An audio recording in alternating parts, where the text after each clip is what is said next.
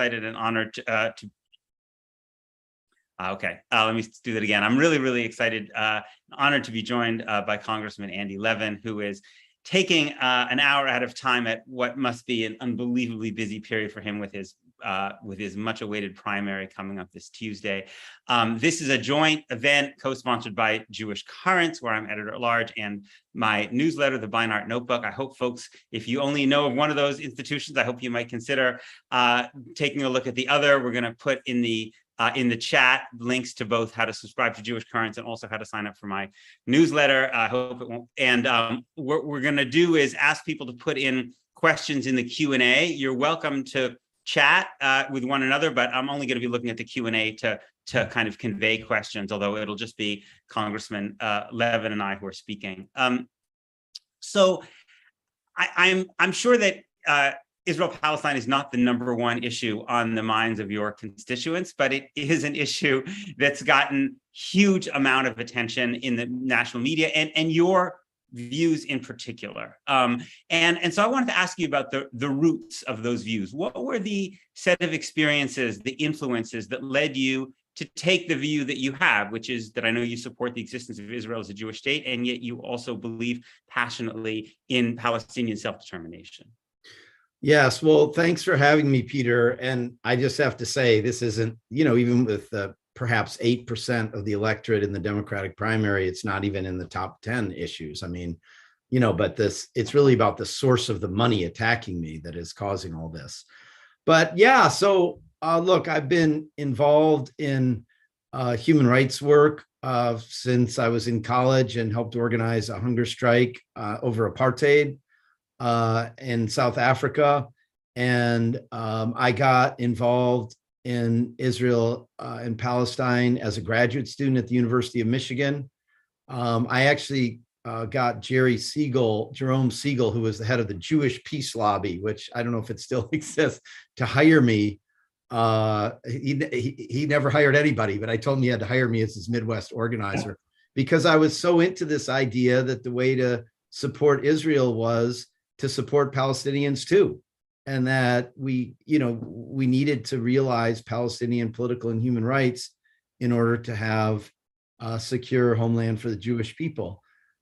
So, I mean, I grew up here in Detroit, in Berkeley, Michigan. My family was, we were members of a Reform temple. My parents weren't very religious. They kind of went for high holidays. But ironically, my siblings and I all became much more religiously involved as adults, but that's another story. So, I would say that I love Israel. I feel like after all the horrifying history of pogroms and the Holocaust and everything, that I truly believe that Jews are a people. We deserve self-determination, and we should have, a homeland of our own. But I, as a matter of principle, I think we really need to support the political and human rights of Palestinians. And then as a practical matter, I think there will never be peace for a Jewish homeland unless and until we achieve the political rights of the Palestinians too. So that's been my view.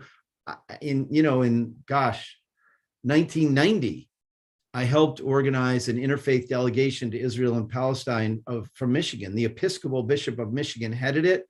We had Muslims, Christians, and Jews. We went all over Israel, all over Palestine. You could go to Gaza easily in those days.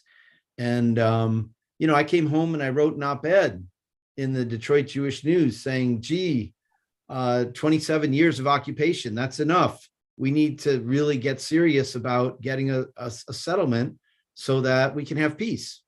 And so the world has changed a lot, but I haven't changed that much, Peter. Are there any particular experiences that you remember maybe from that trip, or things that you saw that had a particular impact on you in bringing home to you what the reality of the occupation or Israeli policy more generally might be like? Well, first of all, I have to say, put it in a little context. Mm-hmm.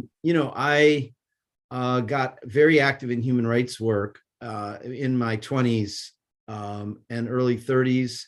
I learned to speak Haitian Creole while I was a union organizer for SEIU. I started here in Michigan, but then I moved to Boston for them. And the nursing home workers in Boston were mostly Haitian. And so I got involved in Haitian human rights. I went in 1987 as a human rights observer to a horribly, violently aborted first attempt at a presidential election after the Duvalier dictatorship ended.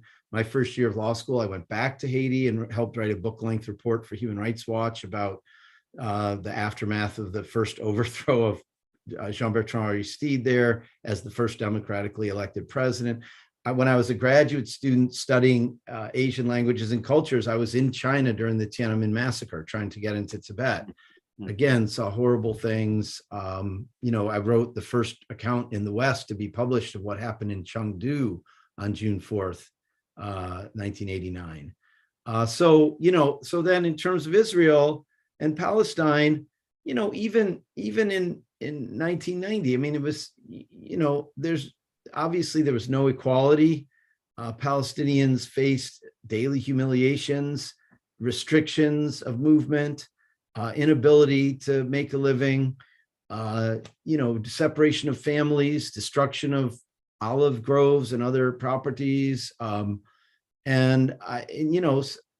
Israel has continued to build settlements in ways that I think, some people like you have determined maybe that it's not even possible really to have a two-state solution. But so that's what I saw. And then I went back in 2019 as a congressperson and a freshman in Congress. And, I traveled around Israel and the West Bank. We talked to UNHCR in Gaza, but we couldn't go in. And, again, I feel like, we're all human beings and we need to treat each other. I'm a person of faith. I believe in our teachings, B'Tselem Elohim. We have to see each other all as created in the image of God. And I just don't understand how we can look at our Palestinian cousins and say, oh, well, like indefinitely, this is an okay way for things to be. It just isn't. It isn't, and the number one most oft repeated mitzvah in the Torah, 36 times, a significant number for us as Jews, right, is some version or other of treat the stranger, treat the other, as yourself, love the other as yourself, whatever. And I feel like as Jews, you can't just say a homeless person you walk by on the street is another, and that's it, good. But really, if you want to get deep about it, who's our most important other? And I feel like it's our Palestinian cousins. And, Judaism isn't about the easy thing. It's about doing what's important and right in the hard time and when no one's looking. And so that's the way I've always felt about this.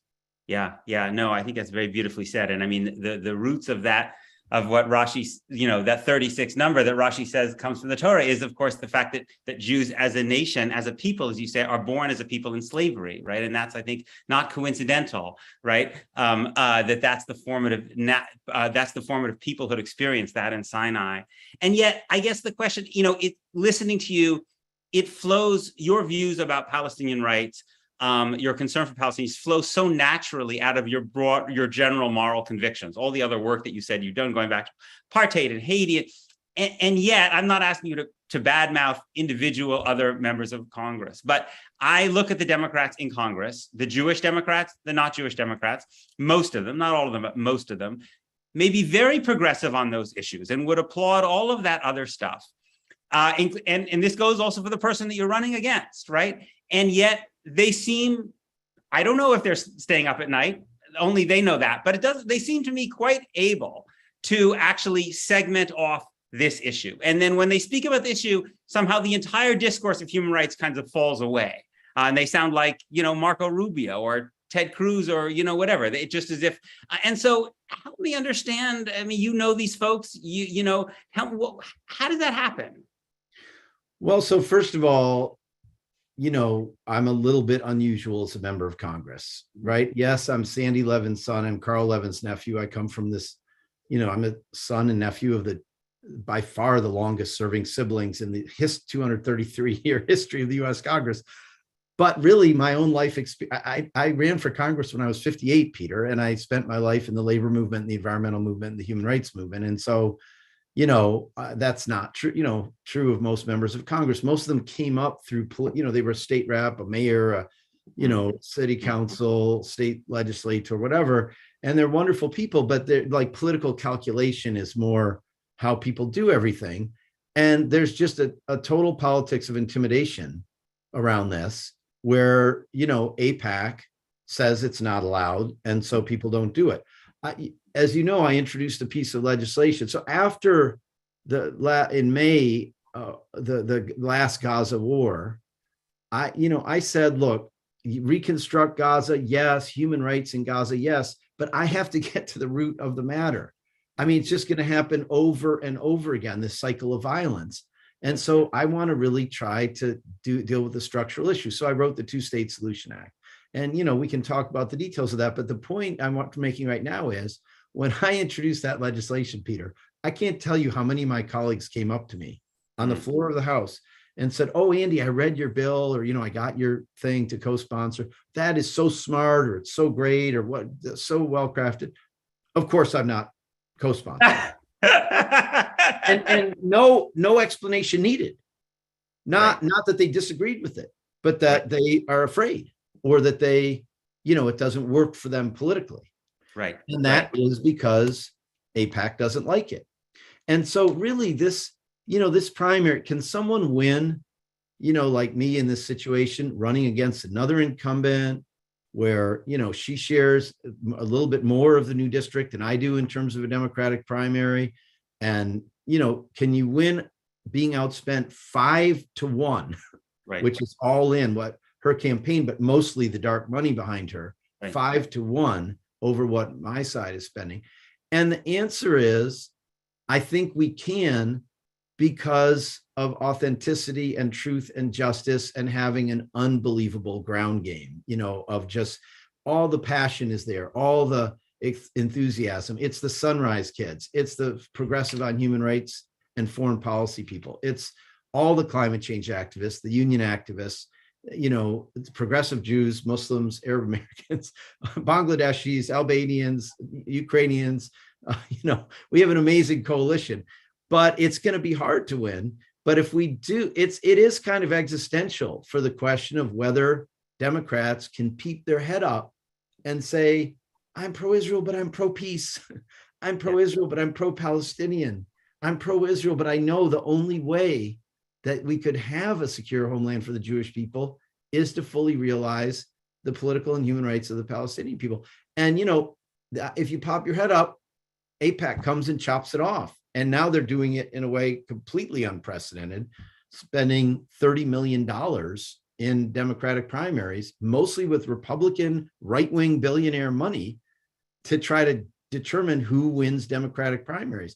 Peter, if the Democratic Party can't determine who its own candidates are to put up in November elections, this is a big problem beyond right-wing on Israel questions, because, Amazon could be next. my opponent takes max out checks from Amazon while I stand with workers organizing in Bessemer, Alabama. ExxonMobil could be next. Tobacco, big pharma. I just don't think we can stand for this in Democratic primaries.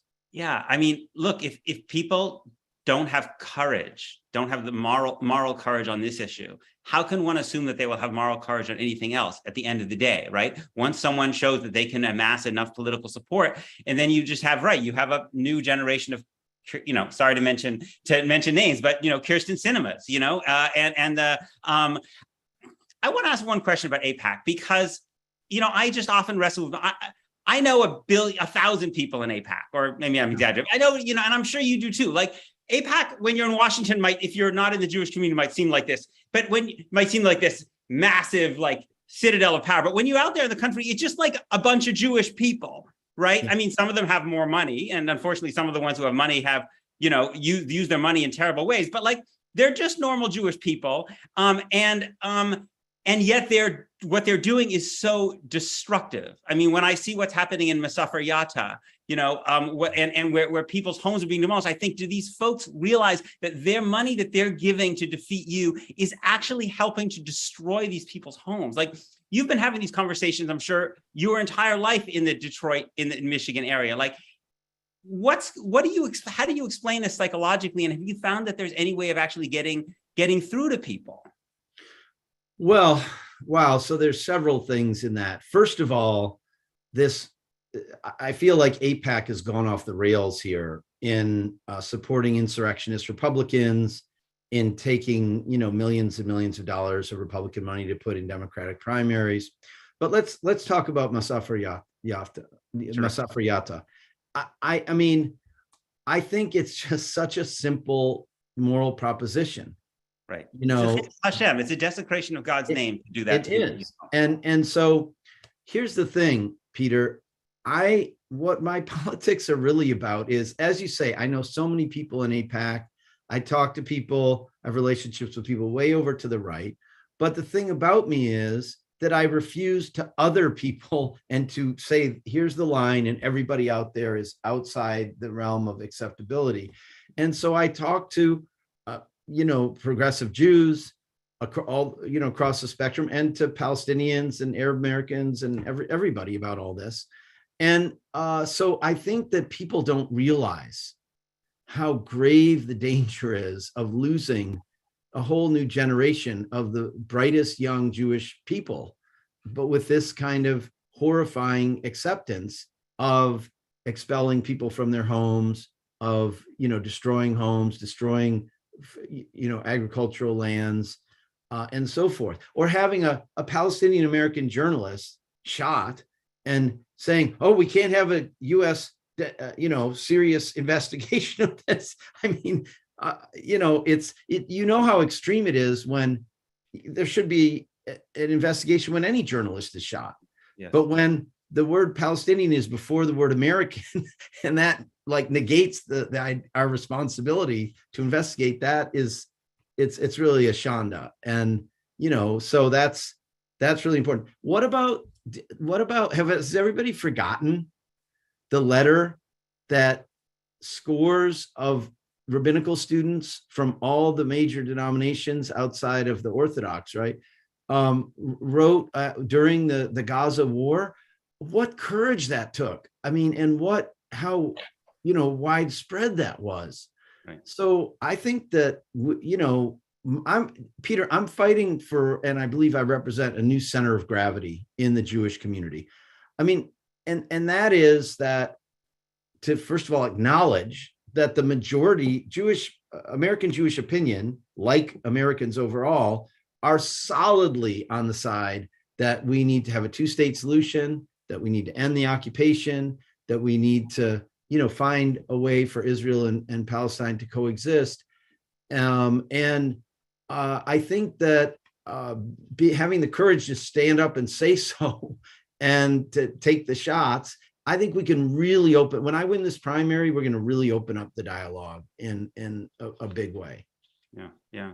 So I want to ask you, you must have thought a little bit about why it is that you in particular have been so targeted. I mean, you're not the only person, but there was this quote that some people have been circulating from David Victor, who was a Detroit area AIPAC leader, who suggested that part of the problem was Davka precisely because you are an affiliated Jew who speaks in that way, that's the reason that you're a threat, right? Because you make it harder to paint all of this as anti-Semitism. Maybe it's because you actually, instead of just saying you support the two-state solution, you actually tried to do something about it by passing legislation that would affect U.S. policy. What do you think is the reason that you've been treated to this kind of experience? All of that and more. I mean, now I have to point out that David isn't just a Detroit area leader. He was national president of AIPAC. Right. Back in the day, and his dad went to Central High with my dad and my uncle. He passed away, but Steve Victor of blessed memory, loved him very much. I think that they can't stand the idea that they are the experts, Peter, and they come in to congressional offices. I happily meet with them every time. And they come in and they expect people to, well, this is the thing, and you do what they say. And I agree with them on some things, and I do, but when I don't, it's like, sorry, I don't. And the idea, it's especially threatening that somebody who to have the strongest voice advocating for real change in policy coming from a Jewish person, coming from a former synagogue president, coming from the founder of Detroit Jews for Justice, which is not about Israel and Palestine at all, but is such an amazing movement. I'm so proud of what I've created with many other people. And I don't do much with it anymore, but we have young people especially, but nonagenarians are in there, people in their 80s and 90s, in there fighting for racial and economic justice in Detroit. And of course, yes, Sandy Levin's son and Carl Levin's nephew, that I'm a person who's kind of leading this charge. They can't stand it. And so one thing they want to say is, oh, the apple fell like way off far from the tree. Well, sorry, that's really false. Both Dad and Uncle Carl led on JCPOA, supporting JCPOA when AIPAC was virulently opposing it, and they were wrong about it, completely wrong about it. But also way back in the 80s, when Yitzhak Shamir was prime minister, he said, he made this statement, no land for peace. And Uncle Carl was a juniorish senator. And he saw this, he was like, oh my God, that's the whole thing, land for peace. That's the whole possibility. So he fired off a letter to Secretary of State George Shultz, I believe, and he consulted AIPAC about it. And he got like 30 senators or something to sign this on a Friday afternoon, sent it off.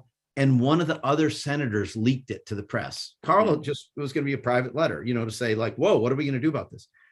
And then the AIPAC base freaked out. And they said, oh my gosh, this can't be Carl Levin. It must be a staff person, and I'm sure he'll take this back. And Carl said, no, it's my letter. I signed it.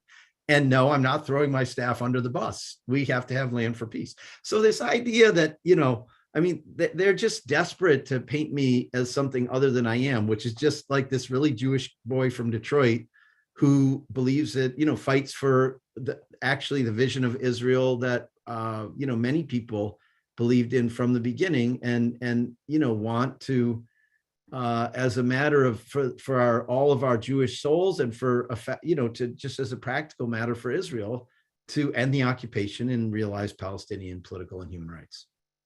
So one of the other things I've heard, you mentioned you don't other people, and it seems to me very few people have been othered in America in politics as much as Rashida Tlaib, maybe Ilhan Omar a little bit more. But yes, I know you have friendships across the political spectrum, including people like Alyssa Slotkin, who are more conservative than you. But I imagine your friendship with Alyssa Slotkin doesn't cause you a lot of political sorrows. What causes you political sorrows is that people seems to me desperate to paint, to say that, to show that Rashida Tlaib, to claim Rashida Tlaib is an anti-Semite, because they're desperate to basically say that the desire for Palestinian equality and freedom equals anti-Semitism, which is a way of saying that Palestinians don't deserve equality and freedom. Now, you know her. I think you know her really well. I'd like you to talk about her and your relationship with her, and why you feel that if you feel that part of the effort of getting at you is an effort to get at her.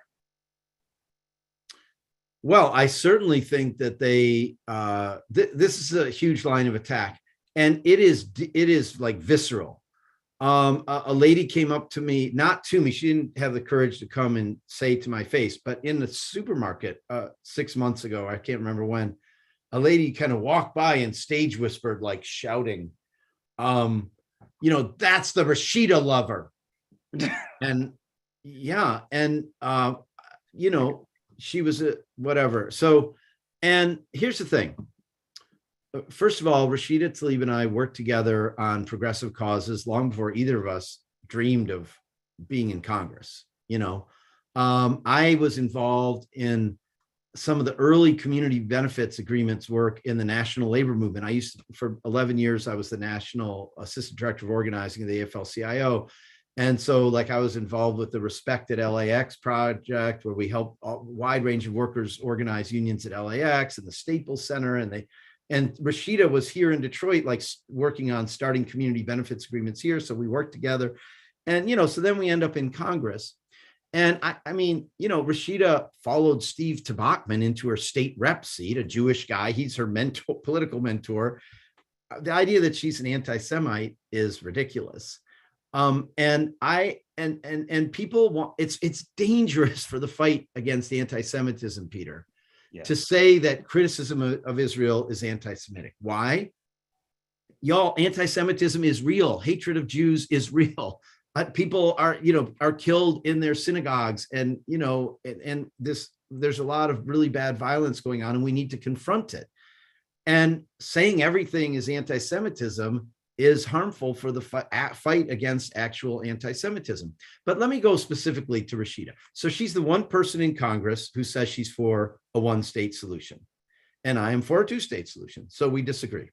So what I try to do is model the kind of dialogue that you can have. I mean, the troubles in Ireland weren't solved by, IRA folks or unionists saying, oh, I was wrong this whole 30 or 60 or hundreds of years. Sorry, the other side's totally right, and my bad. I mean, you have to have a dialogue with people you disagree with, right? And so I said, wow, this is a great opportunity. And, in my view, there can be people who are for a one-state solution who are push the Jews into the sea, or Jewish people have no right to self-determination. Okay, that's anti-Semitism, and that's bad to me. And then, of course, a lot of really the energy behind a one-state solution in truth is greater Israel people who want to say, this is all ours. God gave it to us, Judea and Samaria. Thank you very much. And that's the one-state solution we have now. Or it's, what a lot of people are for. And so I say that's not acceptable. So to me, my understanding is, and through dialogue, that Rashida is for a binational state that would be a democracy where everybody would have their rights. And I know a lot of people, agree with that, but I feel like, hey, I'm a little like, hey, can the Jewish people just have our own homeland and really respect Palestinians' right to have their homeland?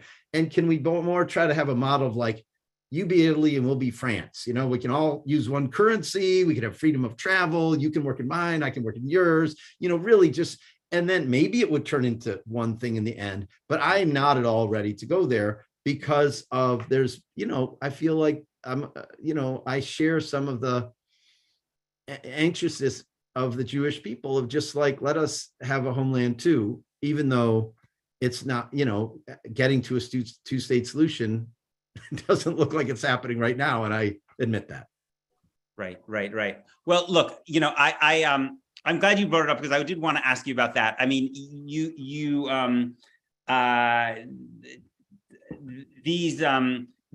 it's amazing that someone with even your political views is under, so much political attack. So I feel like I could only imagine. Conventional, right? I'm pretty conventional on this. Yes, right. I mean, it's, so I feel like maybe it'll give you some credibility with the AIPAC folks if I attack you a little bit from your left, but I won't attack you, but I'll ask you, I guess, some of the questions that I'm sure because you hear from folks on the other side in the Palestinian solidarity movement in particular. I guess one of which is just, at what point are we willing to say that a viable Palestinian state, not a disconnected, collection of Bantustans, but an actual state that can actually provide something for its people is no longer possible? Do you have any metric? Because one of the things that I was a supporter of a two-state solution my entire life, and I felt like one of the things that Palestinians challenged me on was to say, Peter, when does the clock strike midnight for you? Or is this always just going to be something which is hanging over as a waiting for Godot kind of thing that could end up becoming just a way of us accepting the status quo? So how do you think about that? Well, so, I went to Israel and Palestine, as I mentioned, in 2019, and I went as a skeptic because 1990 to 2019, so many more settlements and the wall, so much has happened negative. And I acknowledge all that. And I thought, well, maybe it's not possible. And I went And I saw, we had so many meetings, so much study, traveled all over. And I concluded that, there still really could be a two-state solution, starting with 67 borders, land swaps of equal size and equal value, a solution on Jerusalem, all of this, none of this determined by Andy Levin, all completely determined by the two parties. All this, attack on the, Two-State Solution Act is like, say people can't pray at the Western Wall. It's just ridiculous. There's nothing in there like that at all. But, and so I still think it's possible.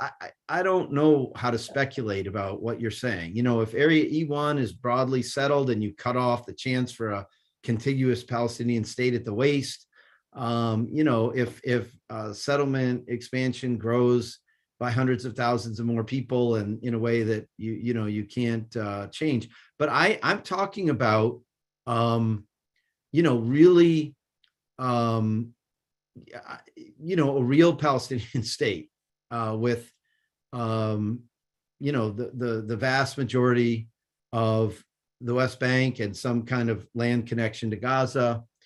But the thing is, Peter, I respect people who don't share my opinion. And I actually don't feel, beholden to my opinion. First of all, it's for the Israelis and Palestinians to decide. And secondly, there are a lot of interesting solutions being proposed all the time about confederations, two states, one state. I think what's important is for people's human and political rights to be respected. And, I guess, the reason that I think it's so hard for me to come around to the idea of one state is that I see that the intensity of the forces on the two sides that are opposed to that. Mm-hmm. I can't imagine getting to the point where, the dominant power of the pair would agree to that. Mm-hmm. And so it just doesn't seem practical to me in that way. In addition to my own feelings of I'd love to have more of a super close confederation of two states rather than one state. Right. And so let me just get into a Jewish thing here. Dude, I'm a Reconstructionist. I don't view Judaism as a religion. I mean, it is a religion, right? But Judaism as a civilization. That's like a book by the founder of our denomination, right? Right, Mordecai Kaplan, right. Right, Mordecai Kaplan. So we're not like an ethnicity. We're not, we're a people in a broad sense. We have, cuisine and literature and religion and theater and music and all that. And, you can be black or white or come from any country, many places around the world, and you're part of the Jewish people. So I don't really see it as like a religious state or like that. I see it as, a people, diverse people having a chance of self-determination.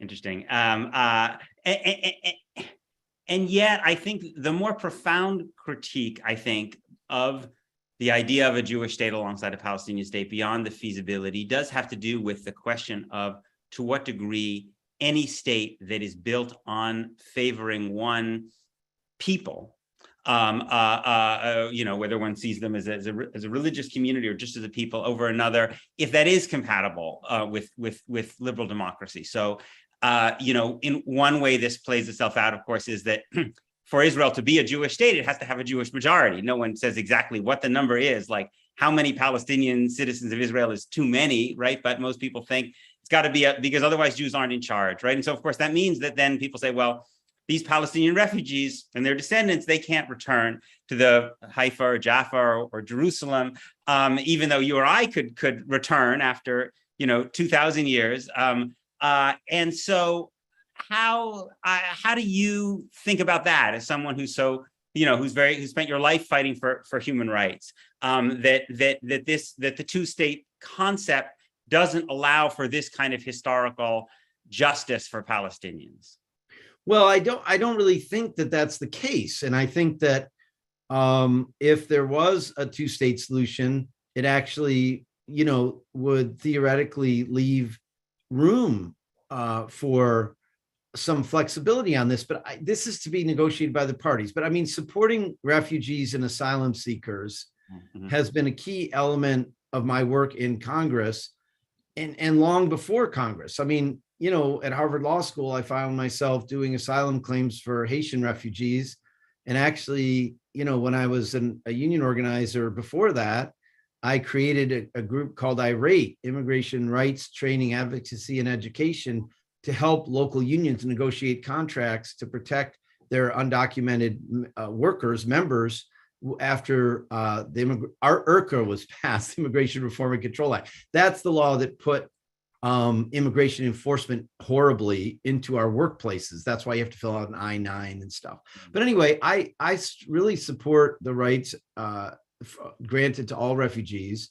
And I hope to see ways to realize the rights of Palestinian refugees. And there's a vast conversation about this in both Israeli and Palestinian communities, how best to do this. And I don't think that, obviously, if there was just one state and everybody could go back, but even then, Peter, there's the issue of, I had a house and someone else is living in it. I mean, right? So when, one state, binational state doesn't simply resolve all that at all. Right. So let's not pretend.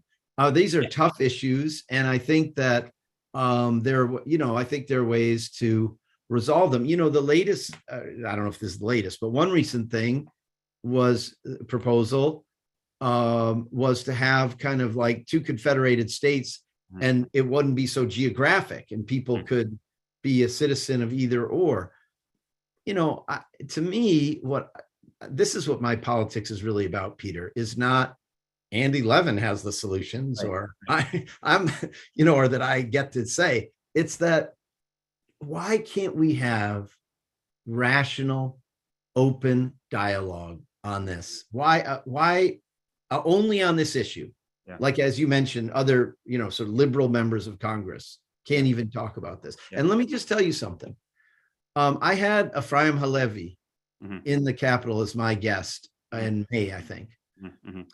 And, for those who don't know, I think he's about 80, but he was the head of Mossad, and then he was the head of the National Security Council of Israel. He's long retired, but he's a very respected member of the Israeli security establishment. He's in all the wars, right? And we asked him, we had a, discussion with members of Congress who were interested in talking to him. And he said, I think Israel probably has to negotiate with Hamas. They're the real power. Okay. Can you imagine if I propose this? Right. Now, this is like this revered security figure. So to me, this, is he right? Is he wrong? But the point is, we need to really have an open dialogue between, all Israel, Jewish people here, Palestine, Palestinians, everybody who cares about this issue.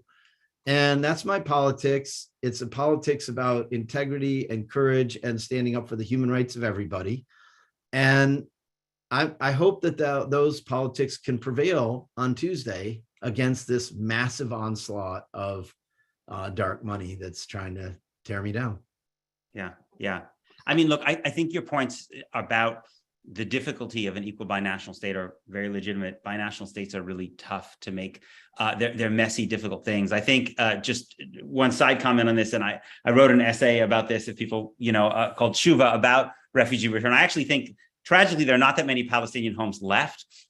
Most of, I think, what essentially refugee return would mostly mean was basically being people given the ability and the resource to try to build new homes, maybe hopefully for them in close proximity to the places they live, which in some ways is the kind of thing that Israel did pretty successfully when the Soviet Jews came. But that's deep in the weeds. I want to encourage people to ask more questions. You mentioned that this decision should be made by Palestinians and Israelis, and I think that's self-evidently true. I think one of the things that people will say, and I've seen people say it in the chat and the quote, and I'm sure you've heard it too, is, well, if there's going to be some mutual accommodation that's based on equality, one of the things the U.S. should at least do is stop putting its finger on the scale so much with military aid that essentially exaggerates the massive power imbalance that exists. So it's kind of like, the 100-pound guy negotiating with the 900-pound guy. And so I'm, not to, again, get you into even more trouble, but I'm interested in how you think about the question of military aid. When you think military aid is legitimate, when you think it's not, what kind is not legitimate, what kind of conditions, how do you think about that question? Well, I mean, I think it's, it's legitimate to, support Israel's real security needs. And it's what my bill is saying is that the military aid we give Israel should simply not be used to extend the occupation, to expand it for de facto or certainly de jure annexation, to demolish homes, to evict people from their homes. And so obviously that's not nearly enough for probably most people who are following you, but this is a process, you all, and this is something that would be evidently it's, people are freaking out about it because it would be saying that U.S. aid and military aid and otherwise should be used for the purposes for which it's given and not for other purposes. Now, the thing that's amazing about this is we already, all U.S. aid to other countries is given for specific purposes. It's supposed to be used for those purposes, not others.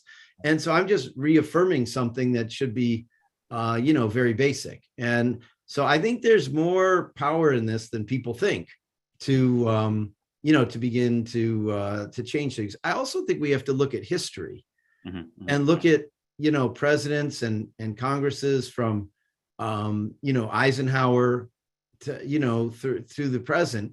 And they have been willing to say that about Israel that, if this is our best friend, you are honest with your best friend. You try to tell the truth. You try to, do things that help go in a healthy, safe direction. And so I think it's important for the U.S. to play that role. I guess that's where I'm coming from. We talked a bit about, you talked a bit about the power and resources that are on the other side. And yet it strikes me that the other part of that, there's the challenge of, it would be great if you and I other folks could just sit down with some of those people who are spending $1 million, and giving it to the AIPAC camp and say, is this really the way you want to be remembered by your grandchildren? I mean, I feel like the blessings that I have as the child of South African Jews is that I was brought up to know who Percy Yutar was. Percy Yutar was the president of an Orthodox synagogue in Johannesburg, a very prominent lawyer in the apartheid government who prosecuted Nelson Mandela in 1964. And so I know what it's like to be the grandchild of Percy Yutar. Right. I know what that's like for his grandchildren now and many lower level Percy Yutars. And so I can imagine what it might be like, right, to be the grandchild of, and I'll say their names, Paul Singer, or Bernie Marcus, or Chaim Saban, or this guy from WhatsApp who are donating millions of dollars. I know I at least hope that I will be alive to see a day in which they have to face that same moral judgment. But on the other side, sorry for that little speech, but on the other side, there's the question of how you mobilize power on the other side, right? I mean, you spent your whole life working in progressive circles, in the labor movement, others. But I imagine the folks that you were working with have so many other things that they are dealing with, right? So many other issues that are crushing them in the issues in the United States that they might say to you, listen, Andy, this thing with the Palestinians is all great, I'm with you, but I can't afford to focus on that. I have to focus on these other things. And that means that they are not necessarily perhaps potent actors in changing this conversation. How do you tell people who are progressives, who are dealing with so much in our own country, that they should care about this? Well, I mean, that's a little bit of a strange question right now, because I'm in this existential primary where I lead on climate change, Peter. I lead on sensible gun reform. I got arrested last week with 16 of my sisters to demand women's autonomy over their own bodies and their own decisions. I lead on workers' rights in this country, fighting against racism and immense inequality of wealth and income in this country. And I think it's okay for people to focus on those issues. What we're having here is these Republican billionaires that you mentioned distorting a primary to try to get people not to elect the progressive champion on all those other issues because of the Israel-Palestine issue. So I actually think that really, if you look at my life, the core of my politics is about a broad vision of justice. I've been involved in the anti-nuclear movement, in the peace movement. I was in charge of the Bethesda post office when I was 20, and Jimmy Carter rattled his saber when the Russians invaded Afghanistan. And 5 years, just 5 years after we withdrew from Saigon, he reinstated draft registration. And we 20-year-olds said, no, we're not doing it, from my battles against apartheid to today, fighting to say qualified immunity for police officers is not okay. And that we have to teach the truth about American history, Jamal Bowman's African American History Act, in our schools when Republicans are trying to weaponize, the teaching about racism in education. Sorry. No problem. That's my wife's ring. Oh, you can get it if you that takes no. This is so I guess I want to flip the question on you. And I want to say that the way that we're going to build authentic support for justice in Israel and Palestine is by leading have the same people lead on justice in Pontiac, Michigan, and justice in Royal Oak Township, these amazing places in the new 11th district. And then we're so much able to bring people along on this issue. And, the truth is that most people already agree with us on this issue. Right. So it's not really, I don't see the difficulty in building a politics on this. It's a huge discussion, Peter, on how to get Americans to focus on oh my God, what's happening in Ethiopia, what's happening in Yemen, the horrifying human rights situation in Egypt, right? In Burma. And Americans have wildly exaggerated ideas about how much we spend abroad. So we need to take this obscene amount of money we spend on the military. $839 billion is what we just passed. And I'm one of 80 some people who voted against it. Peter, every year I vote against our obscene military spending. Right. So and most Democrats vote for it. Right. So and of course my opponent votes for whatever they ask for. So I see all of this as part of, different strands of a beautiful cloth. Yeah. And I think that it's so much easier for people to say, yeah, let me pick up that strand too, if they feel like we're tending to the whole field of justice and that they need to nurture them and their family. Yes. By the way, someone said I was the grandson of Percy Utah. I'm not the grandson of Percy Utah. I just come from that. I just know the larger community. I wanted to ask you, one of the things that I find puzzling, not being a politician, is it seems to me that one of the things that you are able to do, I know you desperately want to keep your seat in Congress, but it seems to me you're also able to think more broadly about how you're going to be perceived in general, in terms of what you want to do in your life, right? This is not just an Israel-Palestine question. It's also the question I always think with these Republicans who are going along with Trump. I think, fine, okay, they can get reelected, but don't they think about don't they think this is going to catch up to them one day? That one day people are going to ask them some really hard questions. Maybe that will be in their own families. They're going to say, is it worth it?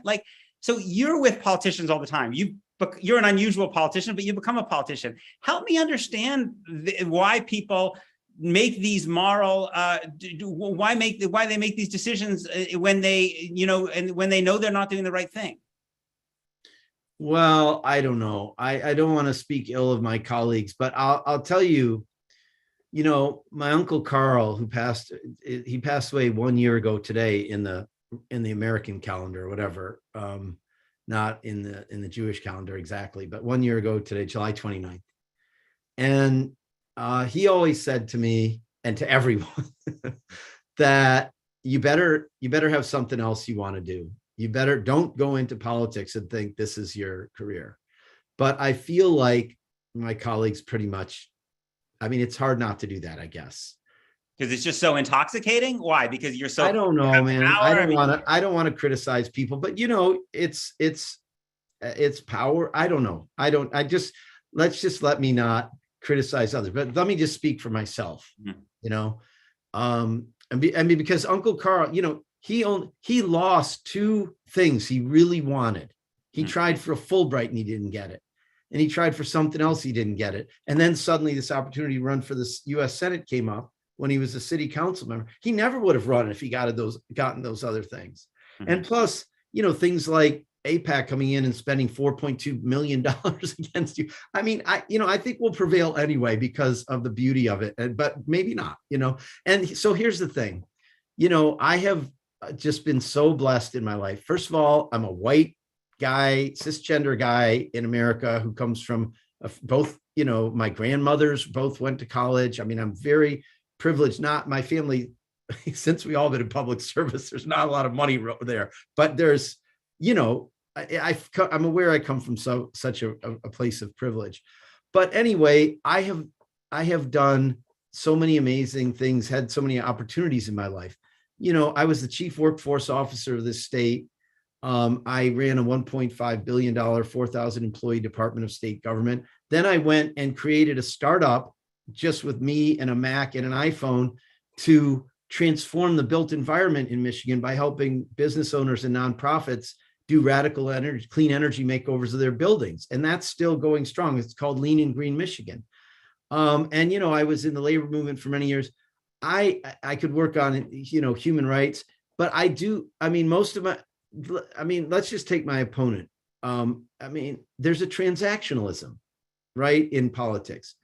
She took $2 million from Michael Bloomberg in 2018 to win her race. And then she backed him in the 2020 Democratic primary for president. I mean, dude, he's the king of stop and frisk and he's hardly a Democrat, right? How could you do that? Or then she ran on Medicare for all to beat the other Democrats in her 2018 primary. And then she's been against Medicare for all ever since. And she says she's like the champion of workers. But after we passed the PRO Act, our labor law reform out of committee, when we marked it up, she went to the Rules Committee and proposed an amendment to prevent gig workers from being covered. 56 million workers. And the whole point, labor law reform is, yes, change the rules so they're fair for workers. But the fundamental thing is who's covered in the first place. Because since we passed the National Labor Relations Act in 1935, workers are hardly covered anymore, right? Taxi drivers are independent operators and truckers are independent operators, and I could go on. So I just feel like, I know I'm not unique. There's so many wonderful people in the Congress, but all I can say for myself, Peter, is a lot of people may disagree with what I do, but I'm always going to do what I think is right. And I'm always going to do what I think is in the best interest of the working people of Michigan and of the United States, and in the interest of people in Susia, in, Area C, who can't even get water to drink. And it's just not okay. Yeah. It's not okay. Well, we at Jewish Currents we don't endorse candidates, but I will say that I find what you've been saying, even though we don't agree on everything, the courage is very inspiring. It reminds me of a line that you probably know, when the rabbis take the story from the book of Exodus of Moses seeing the overseer beating the slave and looking to his left and looking to his right and seeing that there's nobody doing anything. And then he responds himself. And from that, the rabbis in Talmud take the principle, in the place where there is no man, be a man, which is gendered language. We wouldn't use it today. Maybe we would say something like, in the place where there is no humanity, bring humanity. It seems to me. Reconstructionists wouldn't say the man part. Yes, right. Well, right. To set aside, unfortunately, that's okay. You're good. The Steinsaltz edition of the Talmud I have has not been the language has not been updated. But I think that there are so few people who are doing what you're doing, that you are one of those people who is answering a call that not others are, that many others are not. And I think what you said about the younger generation regardless of what happens next Tuesday, the younger generation of Jews and Palestinians and others who will be inspired by your example to continue this fight for the things you believe in, that ultimately, it seems to me, one day, God willing, the power balance will shift in the direction of justice. Thank you so much for doing this.